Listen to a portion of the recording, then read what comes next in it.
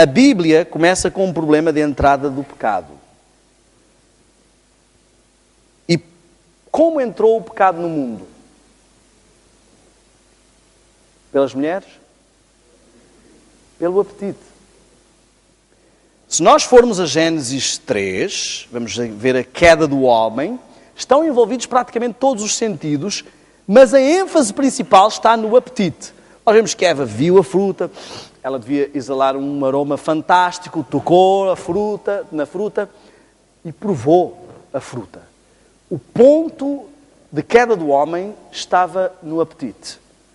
Depois é que começou, depois dela ter sido tentada quanto ao apetite, é que o diabo começou a falar com ela, para convencê-la a comer a fruta. Mas ela foi tentada por todos os sentidos, com forte proeminência no apetite. O segundo problema que vemos ali, nós vamos voltar a falar sobre esta questão amanhã, quando virmos o antídoto de Deus para o pecado. O segundo problema é a presunção.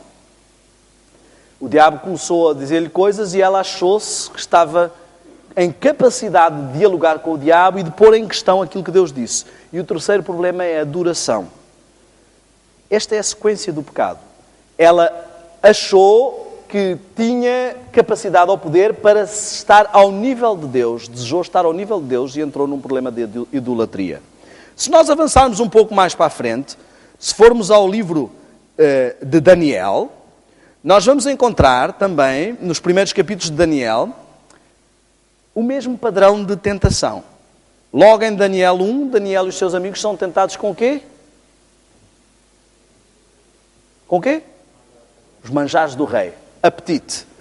Em Daniel 2, o rei tem um sonho e vai ser interpretado esse sonho por Daniel. Os seus amigos são achados 10 vezes mais sábios que todos os outros.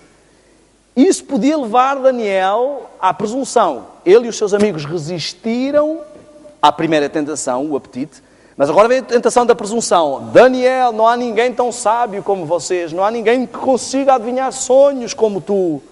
Tu és fantástico. E Daniel diz, eu não vou cair nessa tentação da presunção. Não sou eu que sou fantástico, há um Deus no céu. E no capítulo 3 vemos uma estátua de ouro e vem a terceira tentação, a adoração. O caminho para a queda do homem começa, na maior parte dos casos, pela boca. Pela boca morre o peixe e pela boca o homem cai em pecado. Vejam que é um caminho direto até à adoração.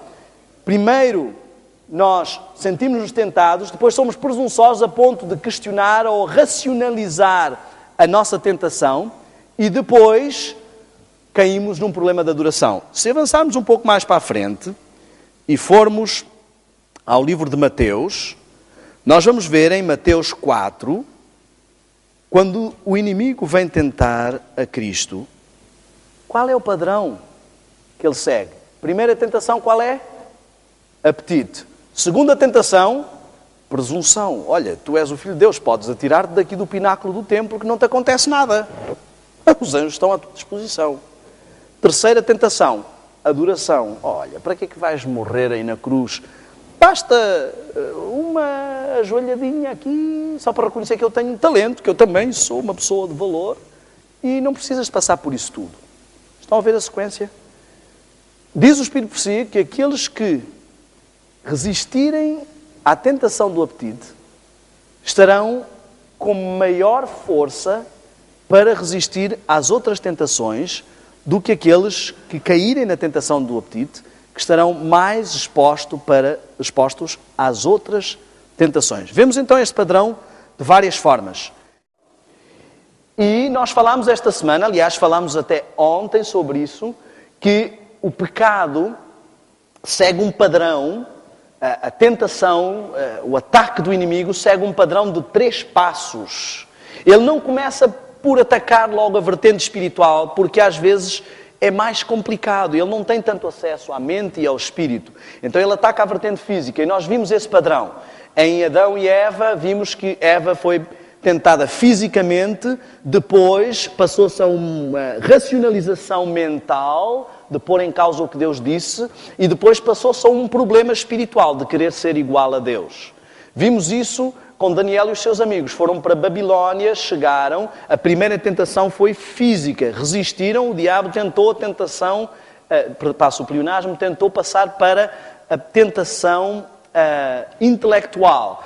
A vaidade de que eram mais sábios que os outros e que Daniel conseguia interpretar sonhos. E depois vai então à tentação espiritual, a adoração da estátua.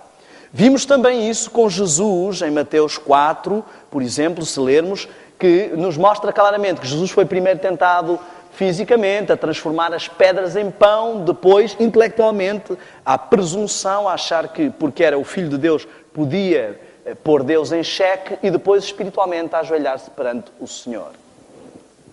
Falso.